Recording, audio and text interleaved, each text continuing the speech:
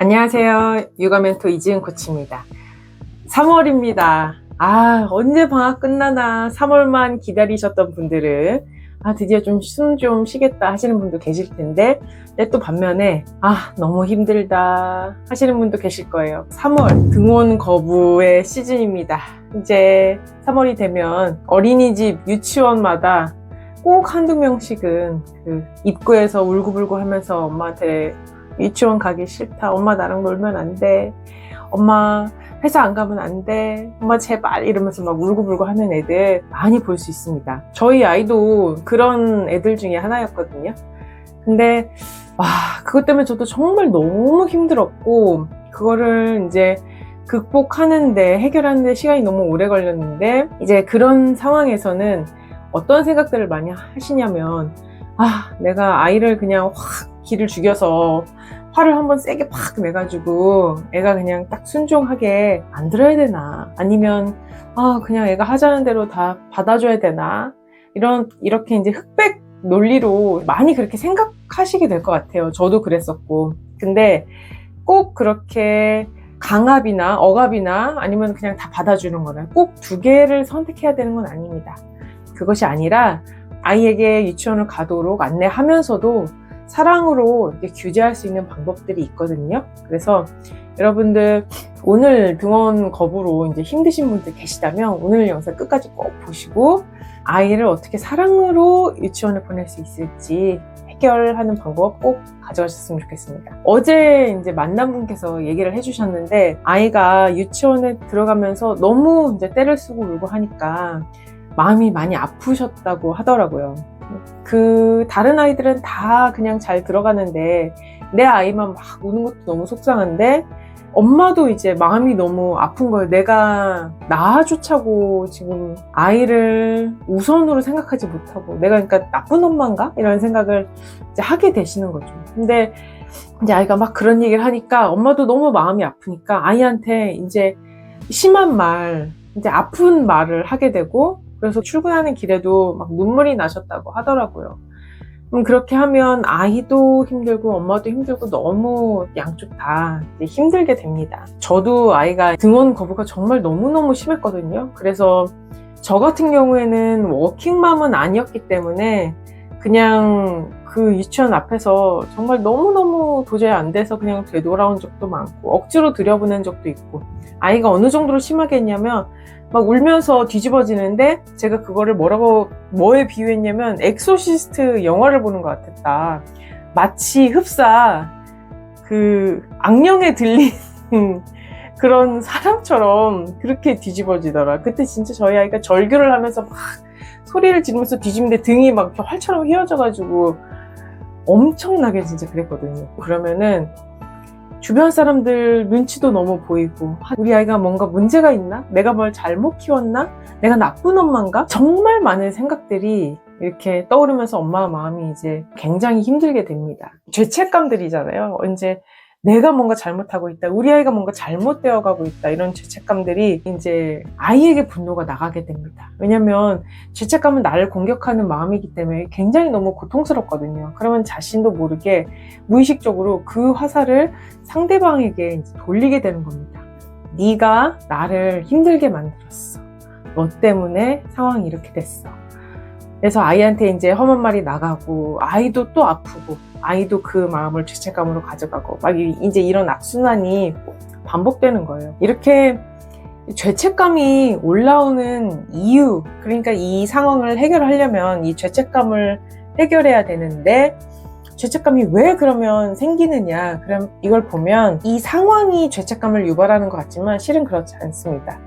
어떤 사람은 같은 상황인데도 죄책감이 딱 올라오고, 어떤 사람은 분노가 올라오고, 어떤 사람은 두려움이 올라오고, 사람마다 다 그 사람의 습관적으로 올라오는 그 감정이 따로 있습니다. 상황이 문제가 아니라 그 사람에게 달려있다는 얘기인데, 우리가 죄책감이 이렇게 습관이 되는 이유는 되게 어렸을 때부터 어떤 문제 상황에 있을 때 위로받거나 공감받거나 지지받기보다는 엄하게 교육받고 훈육받고 좀 가차없이 이렇게 냉정하게 그런 이제 비난을 받았을 경우에 내가 문제구나라는 생각을 많이 하게 되기 때문에 죄책감이 이렇게 자기 습관처럼 내재화가 됩니다. 그래서 그런 경우에는 이제 커서도 뭔가 문제 상황이 일어났을 때 나 때문이야, 내가 문제일 거야 라고 일단 그냥 습관적으로 딱 생각을 하게 됩니다. 그래서 이거를 좋아지려면 내 안에 있는 죄책감부터 일단 정화를 해야 되겠죠. 그래서 일단 가장 중요한 건 내가 죄책감이 굉장히 깊이 내재화돼 있구나, 그리고 그게 분노로 나가는구나, 이거를 일단 머리로 알고 있으면 좋고, 어린 시절 상처까지 이제 해결하시면 정말 좋습니다. 그러려면 내면아이 작업을 좀 하셔야 되고, 내면아이에 대해서 잘 모르시는 분들은 내면아이 검색해서 한번 영상들 한번 찾아보세요. 내면아이가 어떤 건지, 나의 삶을 어떤 감정이 지배하게 되는지, 그래서 내 삶이 어떻게 왜곡되어 가는지 한번 검색해 보시면 너무 좋을 것 같고, 그리고 이제 이런 상황을, 아이가 그렇게 막 뒤집어지는 상황을 어떤 식으로 바라보면 조금 더 도움이 되냐면요, 남편이 출장 가는 상황을 한번 생각해 볼게요. 내가 너무너무 사랑하는 남편이 출장을 가는 거예요. 지금 남편이 출장 가면 너무너무 기분 좋으신 분도 있으실 텐데, 이 남편은 내가 너무너무 사랑하는 남편이야. 레오나르도 디카프리오야. 요즘 레오나르도 디카프리오가 아니라 옛날 레오나르도 디카프리오. 근데 진짜 하루 종일 같이 있고 싶고, 그러면 여보 출장 가지 마, 나랑 있자, 이렇게 말하고 싶잖아요. 아이들도 마음이 똑같다는 겁니다. 엄마가 너무너무 좋기 때문에 아이도 알아요. 유치원 가야 된다는 거 알아. 엄마가 회사 가야 된다는 걸 알아. 근데도 너무너무 좋아서 같이 있고 싶어서 엄마 회사 안 가면 안 돼? 우리 둘이 그냥 같이 놀면 안 돼? 이렇게 말을 하는 거예요. 그러니까 이거를 죄책감의 시선으로 볼 것이 아니라, 아이에게 나는 디카프리오나 마찬가지구나, 내가 못 키워서가 아니라 아이가 나를 너무 사랑해서 그렇구나. 그리고 사랑받아본 아이들이 요청을 하거든요. 만약에 정말 사이가 안 좋아요, 남편이랑 나랑, 그러면 출장 가면 나이스, 땡큐, 출장 오래 갔다 와, 최대한 천천히 와 하잖아요. 그런 것처럼 관계가 좋고 아직 기대하는, 그리고 바라는 사랑이 있기 때문에, 아직 좌절하고 절망하지 않았기 때문에 이렇게 더 사랑을 요청하는 거거든요. 그래서 오히려 내가 못 키웠다고 보지 마시고, 내가 너무 잘 키웠다, 그리고 아이가 나를 너무 좋아한다, 이렇게 생각하시면 마음이 훨씬 편안해지실 거예요. 계속 아이한테 화를 내거나 막 이렇게 죄책감을 주면서 억지로 보내시면요, 아이가 점점 더 달라붙습니다. 왜냐면 그 엄마의 사랑을 확인하고 싶거든요. 우리도 디카프리오가 나를 계속 막 거절해, 내 남편인데. 그러면은 더 매달리고 싶잖아요, 좋아하는 사람이. 그러면 그런 것처럼 우리가 아이한테 자꾸 사랑을 확인시켜주지 않으면 아이는 점점 더 매달리게 됩니다. 그러다가 정말 이제 어떤 임계점에서 엄마가 너무 차갑게 나가거나 이렇게 절망을 세게 받으면, 그때는 정말 이제 포기를 하고 이렇게 돌아서기도 하지만, 여하튼 우리가 이제 레오나르도 디카프리오 남편이 출장을 간다고 했을 때 우리는 뭘 바래요? 출장을 가야 되는 거 알지만 나는 가지 말라고 막 매달리고, 근데 가긴 가야 되는 거고, 이럴 때 남편이 어떻게 해줬으면 좋겠어요? 나도 당신이랑 있고 싶지, 나도 진짜 출장도 안 가고 당신이랑만 하루 종일 여행이나 다니고 맛있는 거나 먹으면서 놀고 싶다, 이렇게 말해주면 너무 좋잖아요. 그리고 또 내가 하는 투정을 다 받아주면 너무 좋잖아요. 당신 이러면 우리도 다 먹고 살자고 하는 건데 왜 이렇게 철이 없어? 라고 하면 마음이 너무 슬프잖아요. 그거보다 그래도 들어주고 받아주는 게 좋잖아요. 그리고 이제 이유를 아이가 받아들일 수 있게 좀 설명을 잘 해주시면 좋습니다. 그러니까 설명은 이미 많이 하셨겠지만 사랑을 담아서 이제 설명을 해보시라는 거예요.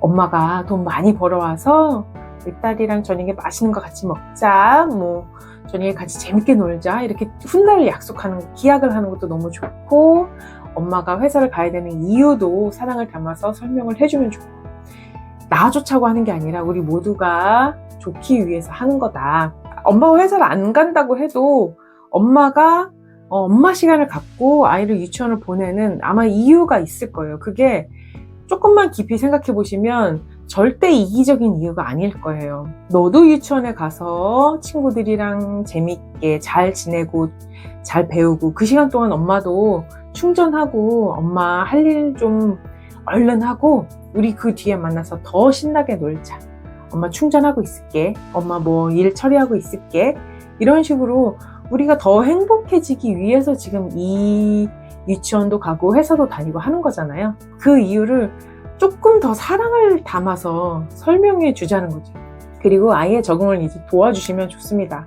그때 학교 적응하는 데에도 제가 팁을 많이 설명드렸는데 적응을 도와주는 몇 가지 방법들이 있어요. 뭐 책을 사서 보여준다든지, 아이가 엄마랑 떨어지기 싫어하는 이유는 이제 엄마를 너무 좋아해서 그런 것도 있지만, 또 한편으로는 유치원이 두려워서, 유치원에서 생활하는 방법을 잘 몰라서 적응하는 데에서의 어려움이 있을 수도 있거든요. 그러니까 그런 부분 얘기하면서 그 적응을 도와주자는 거죠. 뭐 놀이를 통해서 도와줄 수도 있고, 책을 통해서 도와줄 수도 있고, 여러 가지 그런 도움을 주면서 하시면 도움이 많이 되실 거예요. 저 같은 경우에는 실제로 등원 거부가 심해서 유치원을 안 보낸 적도 많고, 거의 이제 유치원을 안 보냈는데, 저 같은 경우에는 전업맘이니까 그게 가능했지만 워킹맘이신 분들은 그게 가능하지 않거든요. 그러면은 어차피 보내야 된다면 웃으면서 들여보내자는 거죠.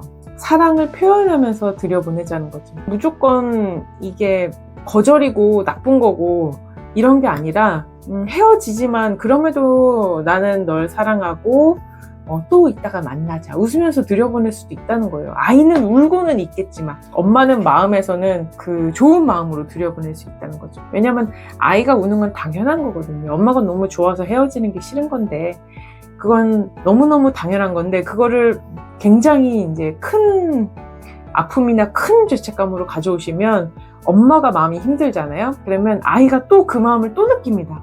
그러니까 이게 왔다 갔다, 감정이 왔다 갔다 하면서 증폭이 된단 말이에요. 두려움, 죄책감, 분노가 막 증폭이 돼요. 그래서 근데 아이가 표현하는 감정만 심플하게 놓고 보면 그거는 아이 감정, 철없는 사랑스러운 아이의 그런 투정, 좌절, 뭐 요청, 요구, 작은 분노, 이런 그냥 처리할 수 있는 감정들인데, 엄마가 사랑으로 그걸 그냥 보듬어주면 그 감정에서 끝날 것이, 엄마도 분노하고 죄책감 느끼고 하면 이게 또 아이에게 전달돼서 왔다 갔다 하면서 이게 막 증폭되면서 상황이 악화되는 거거든요.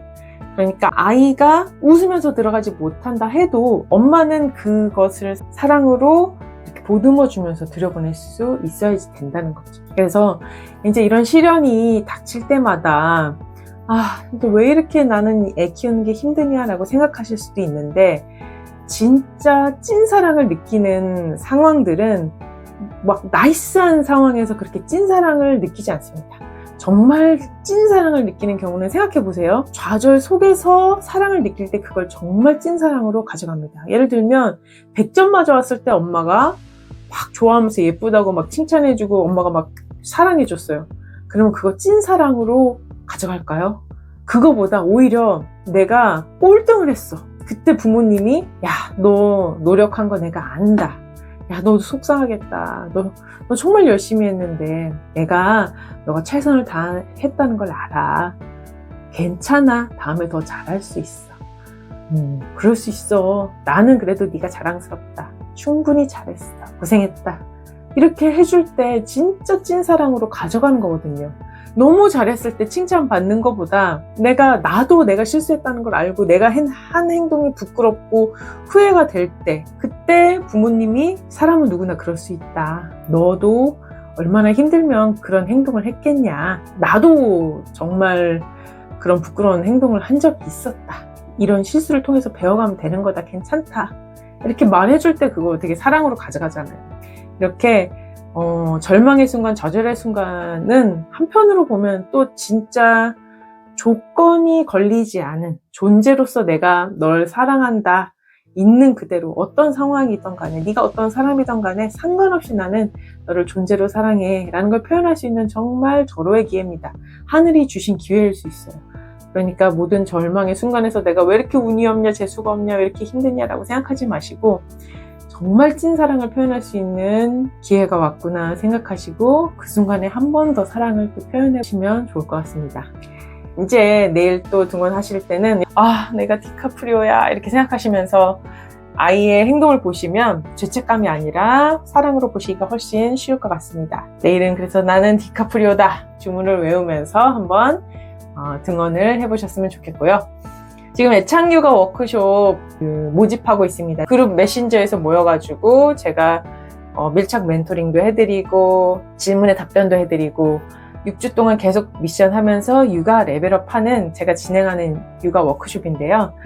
육아가 혼란스럽다거나 누구한테 좀 배우고 싶다, 가르침을 받고 싶다, 도움을 받고 싶다. 그런데 주변에서 내가 이렇게 딱 믿고 의지하고 도움을 요청할 만한 사람이 너무 없어서 육아는 힘들다 하시는 분들은 제가 이제 멘토링 해드리는 이 워크숍을 한번 들어보시면 도움이 되실 것 같습니다. 그러면 댓글창에 제가 그 워크숍 관련된 내용 적어 놓을 테니까요. 워크숍 관심 있으신 분들은 한번 와서 보시면 될 것 같고요. 저도 그랬지만 육아하면서 항상 힘들었던 건 나는 잘하고 있는 걸까? 내가 좋은 엄마가 맞을까?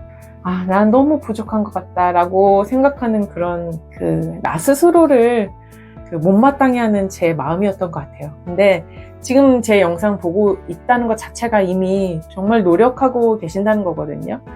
육아를 열심히 안 하시는 분들은 이 영상에 접속할 수가 없습니다. 여러분이 이 영상 보고 계신다는 것 자체가 굉장히 진심으로 열심히 지금 육아를 하고 계신다는 뜻이에요. 그리고 이렇게 방향을 맞춰서 사랑의 방향으로 이렇게 노력해서 나간다는 것 자체가 여러분들의 아이가 잘 클 수밖에 없다는 뜻이기도 합니다. 여러분들 아이들 잘 클 거니까요. 너무 걱정하지 마세요.